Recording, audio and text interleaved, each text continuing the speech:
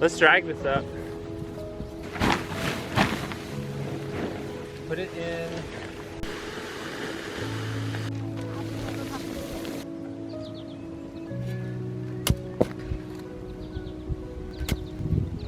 Pretty interesting look at the cross section of this soil.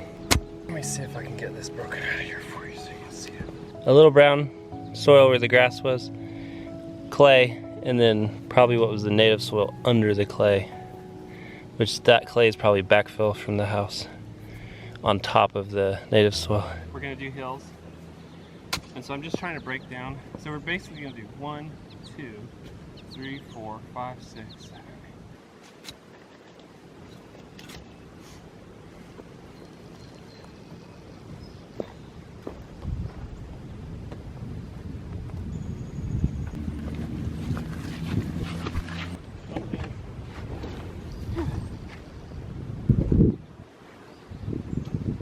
What we want to do is try to mix them up a little bit and pull them up into kind of a heat. While everyone else is working on the pumpkin squash patch, I'm having Brighton do a lighter job. They can take turns on this lighter job, which is just pulling seeds off this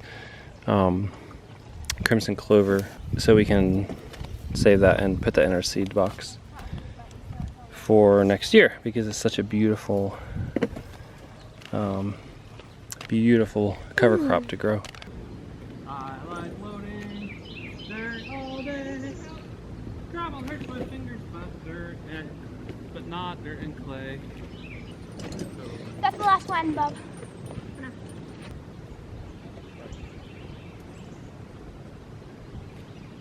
I'm done. With these squash hills, I'm basically just turning it into like a big flat volcano, because basically we have all our nice organic matter up here. We want it concave on top so that when we water them, all the water doesn't just run away. All right, we have all the pumpkin squash hills done for now. We're just gonna get some straw or mulch for this area, but we're not planting that right now, probably this evening, and then we're all gonna work on getting this crimson clover seed for about 5 more minutes and then take a break from the heat. All right, how much do we get? These are still like in their little shells. The seeds haven't come out of those, so it's not that much seed, but it's quite a bit, honestly. Let's go jump in the pool. I feel like this seed is a little damp. Maybe I've gotten watered this morning. So I'm just gonna dump it out here on the concrete in the sun. And yes, we will lose some of this to wind, but that's not a problem. I'd rather have it dry.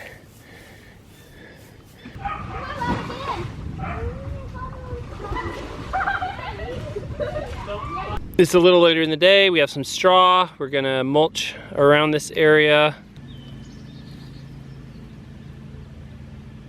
We've had mixed success with straw over the years. If you put it thick enough, generally weeds aren't a problem, but there often is grass seed in.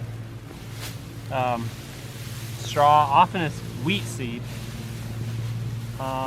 which is usually easy to pull out when it's little. So if you go thick enough, usually it's a great mulch. But we have grown plenty of grass from straw as well. I mean, it just grows up from seeds that are already in it. I'm going extra thick, especially around the grass edges, where the grass will try to encroach into this area. Now there's no tarp here. Back up. All right, Royal, move back. Back up. So listen, if you want to see it, move back. You'll scare it if you stand too close. What are you guys doing? We're in a snake. Right on the camera side of the rock, like on the lower side. If you stand over there, you can see it. Dad, can I try to lure it out? We're filming this hole because the snake just popped its head out of this hole, but I don't think it's gonna come out.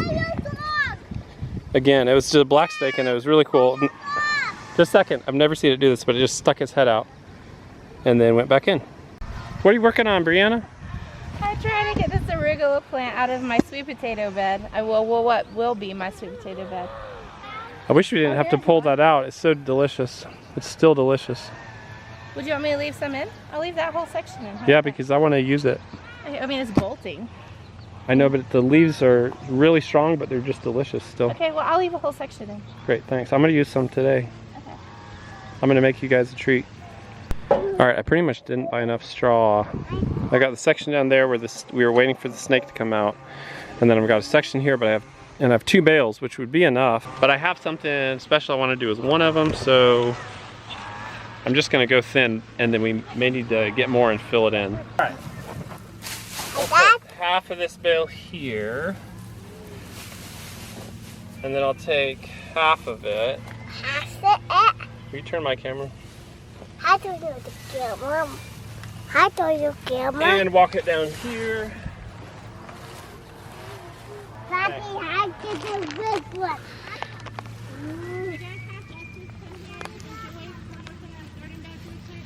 No! Thanks for helping. Get in the go! Why are you working so hard to get this done today, hopefully? Because my plants are dying. And granted, a lot of times sweet potato slips do look rough whenever you order them and they come. But this is getting to where they're actually going to be dead. So I'm trying to get these beds ready so we can get these in the ground. I've just had so many plants come at the same time that I'm just getting it done. So right now I'm trying to deal with this bed and then dig up these beds, rod fork them, and then we can plant. People who've never grown sweet potatoes, though, that's not crazy. Those are going to grow. Yeah, they'll grow. It's just if you wait 5 more days, Yeah. they may not. Yeah, and I don't have 5 more days because I've got stuff going on every day for the next few days. So, but they do look terrible, but they will grow. There's the bale we're saving for something special, and I need. You won't die if you get them in the net. What'd you say? They won't die if you get them in the net. Yeah, well, don't get them in a net routinely, okay? I got to grab the nozzle, but I'm gonna check on Wilder's pond. Dad, How many fish are still living? 3. I mean 4. 4, and how many did we get originally? 6. 6, but those 2 that died like in the first week or so. So it's been almost 8 weeks. So the cast of characters in here are the 4 goldfish, a ton of tadpoles that have turned into frogs and left. There's still some large tadpoles in there. And then there's the salamander that we got is still alive. There's a underwater tombstone right there. It says RIP. What does it say, vanilla? I'm just gonna water in this straw. I find that if you have a windstorm right after you put straw down, you'll lose a lot, but watering it just helps it settle in and get kind of locked in to a more stable position. Do you remember if I can still plant them if they don't have leaves? Yeah, we've gotten whole bundles with 0 leaves and planted them and grown them. Oh, okay. Sometimes we bought them with no leaves. Okay. More than growing plants, honestly, which I love the structure of a garden. And I love experimenting. I like soil. And I get tickled by putting down different materials for mulch, like a medium-sized kiln-dried pine shavings. The other day I calculated how much it would cost to buy mulch, to mulch all the paths in this main side of the garden, and I figured it would cost, no matter how we got it, if we bought it at $30 a yard and had it delivered, that's $30 a yard. I figured we need 10 yards to do all the paths 3 inches deep, plus about $60–70 for delivery. And if we bought it at a box store, it's like a cypress mulch or something, for $3 for a 2 cubic foot bag, it would come out either way to just around $400. And we just don't have $400 right now to put towards mulching garden paths, so we're just kind of whittling away at it. This is just mulch this is just wood chips from behind the shopping center. Just piles of wood chips someone dumped. This little spot right by the onions, I've been bringing in forest litter from a job site I'm working on. That's just this beautiful, healthy woods. And I like to think some of those organisms from the woods will actually colonize the garden soil and benefit the plants in the end. That reminds me of this cool technique, you might call it, called Korean natural farming, which if you've never heard about it, is really fascinating. It's just based on the idea of bringing indigenous forest and field microbiology into your garden and farming. Yesterday I started one of their preparations. They have all these recipes. It's called fermented plant juice, so I'll show you that footage now. And for fermented plant juice, you just mix equal parts vegetable matter, weeds, chopped up finely, with brown sugar. You pack it in a jar and it ferments anaerobically for 5 to 7 days. And then you can use that in some of the different Korean natural farming preparations. So I've dabbled in this some over the years, but I'd love to learn more about it and actually become proficient in it. All right, I'm grabbing just a couple things that are gonna go into supper. Getting some kale from this 15-month-old granddaddy kale plant. Also grab some of this arugula, which is very bitter, but it has a beautiful taste. Here's some that I saved for you that's fresh. Good enough? Yeah. All right, we got 2 beds of sweet potatoes in. And they don't look like much. But the thing about sweet potatoes is they have these nodes on them here, and that's where they'll put out roots. So as long as you plant them, I would plant them on this one like I would plant them up to here. They will send out roots off of these nodes. And so as long as you give them a few nodes to work with, I planted most of mine about this deep. And some of them I even planted kind of like this at an angle so I could get as many nodes in as possible. Interestingly, I built the soil up into these beds to give it more loose soil to develop the sweet potato tubers. And now I feel like I could put another sweet potato bed right in the middle. I'm kind of considering doing that because I have a lot of plants left. I do plan to turn this bed into a sweet potato bed, but obviously it needs some love. I think you're going to be pretty surprised at what these sweet potatoes will look like in just a few weeks. And now I get to come out to my pumpkin garden. You really put these really far apart. You could put way more pumpkins in here if you so wish, so don't think if you have a space this big, you can put double, maybe even more than that, the amount of pumpkins. But I think Arthur didn't want to dig that many holes, which I totally get. So here we go. I have to decide on the varieties. I have a dipper gourd, small and large mixed gourd. We're definitely doing that one. Birdhouse gourd, we might do that. Connecticut field, that's like just like a regular old pumpkin like you would make a jack-o'-lantern with. Jack be little, we might do that. White, I don't know that I'm gonna do this one. I'm gonna put the maybes here and the yeses here. Yes, maybe. Okay, let's see here. Definitely that one. Definitely that.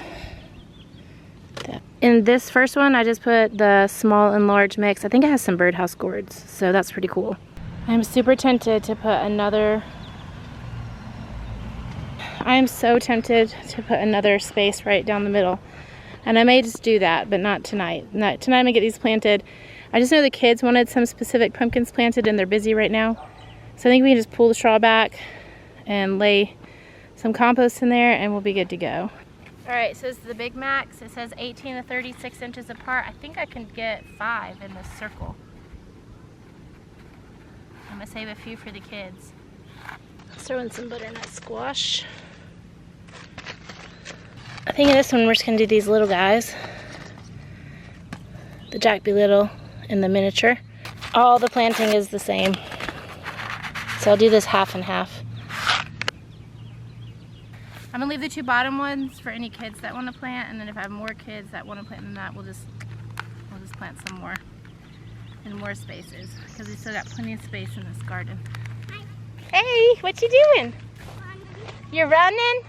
You're so fast. Everything we planted today has to be watered in really good. The pumpkins, the sweet potatoes. Plus I have a couple of flower beds, like big ones I've been working on, so I need to water those in today. I mean, I've been watering them twice today actually because they're such delicate little flower plants. This is my favorite part of the whole process of planting.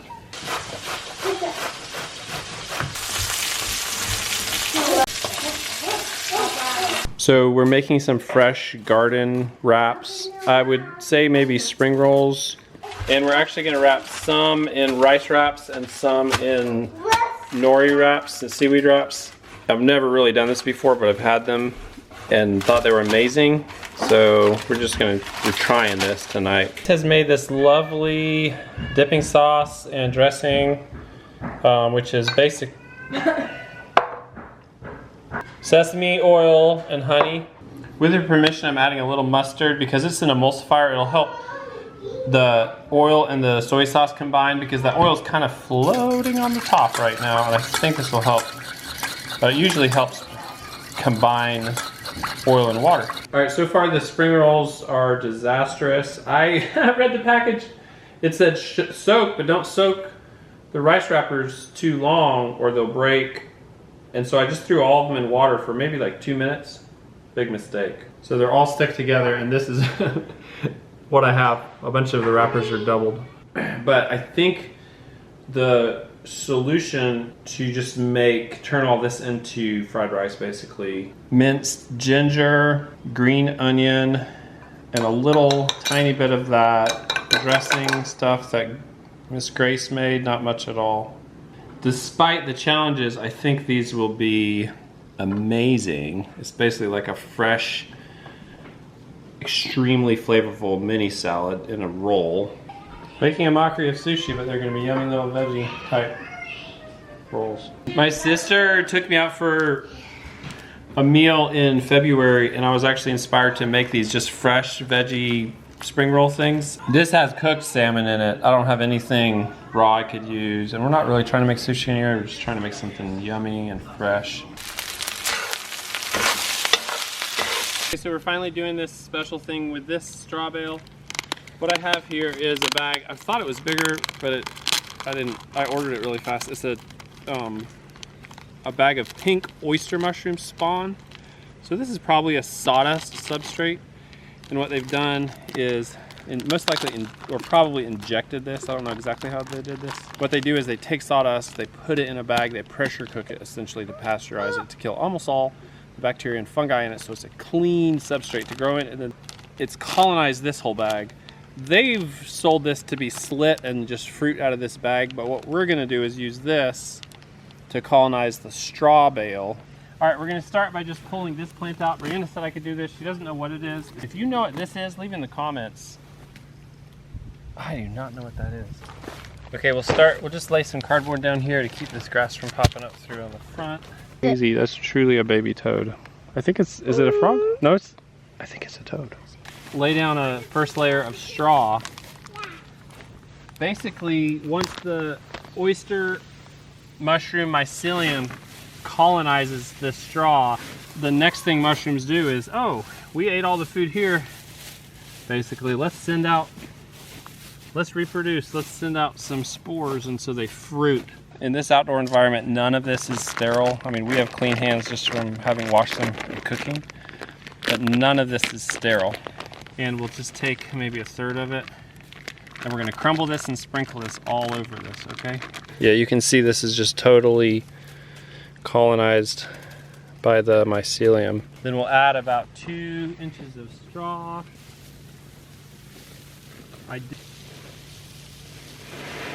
But this has a huge head start over anything else. Anything else trying to grow through here, can I help? Essentially has to land in the form of spores. The oyster mushrooms have a huge head start because they already have a ton of mycelium. Put a 2-inch layer of straw on there. We'll break this up and put the rest of this scattered out. All right, that's good. We're gonna water that really good. We're gonna cover this with cardboard or plastic, depending on what I can find, to keep it moist. And then we'll just check the moisture every day or two.